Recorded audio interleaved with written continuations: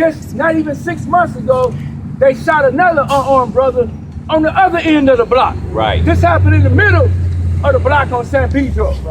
Just a little bit over 6 months ago, they shot another brother, SWAT. An unarmed man with a mental disability, shot him off a roof, unarmed. And we still waiting on results from that investigation. Right. And so here we got another one piled on top of this one. So Jeff's gonna hit you up with some information about what happened tonight. First off, if you notice, the heavens are crying right now. Another senseless murder at the hands of the Los Angeles Police Department. Now let's understand what law enforcement is doing and the trauma that they're causing throughout the city of Los Angeles from the 1965 Watts riots. They started off by a California Highway Patrol officer and then joined in by LAPD. In 1992, the Rodney King riots. Sure you know about that. In 2010, the Mayday in MacArthur Park.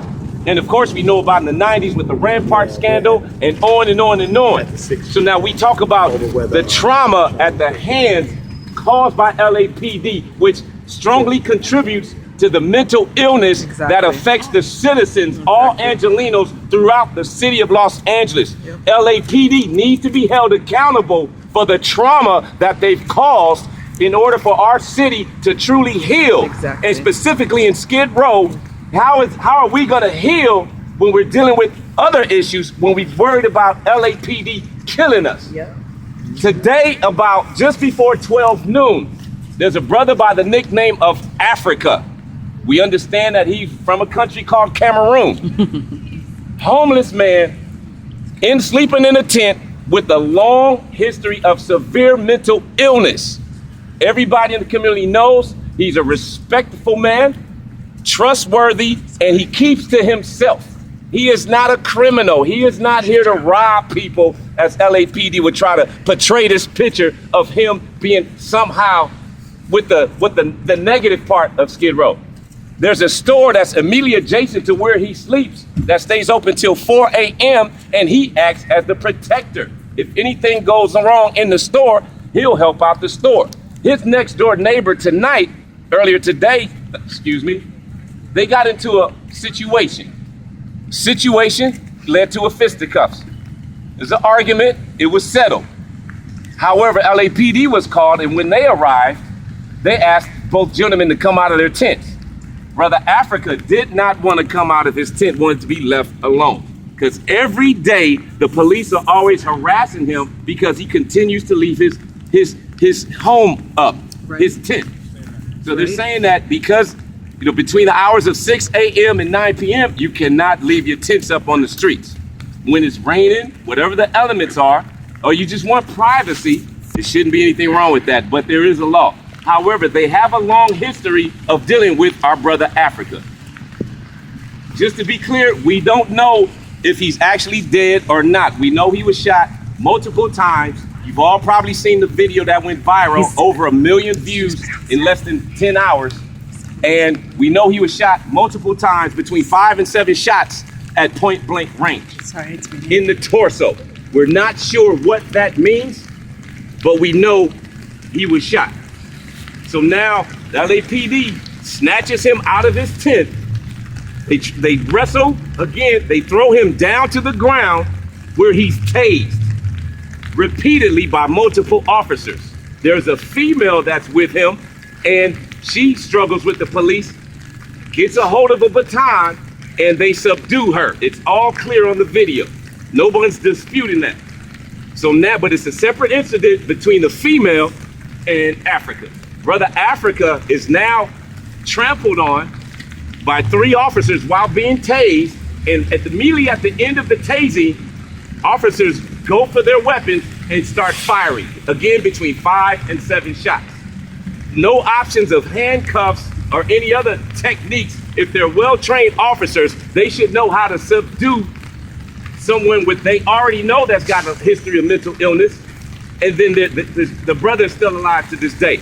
So again, we're upset because time and time again, the LAPD says that they have to follow the protocol that's on the books right now. And what's on the books, they've openly said publicly that LAPD is not equipped to address the mental illness issues in Skid Row.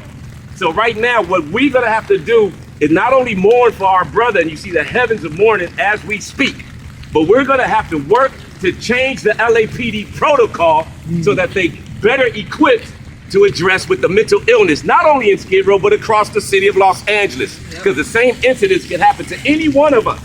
I'm a proud Skid Row resident, and the same thing can happen to me or any one other of my brothers and sisters out there. I definitely want to thank Black Lives Matter for coming out here and supporting us, because once again, a black life is gone, potentially, but black lives do matter. We're gonna leave it at that because there's a pending investigation, and LAPD is not willing to speak anything right now.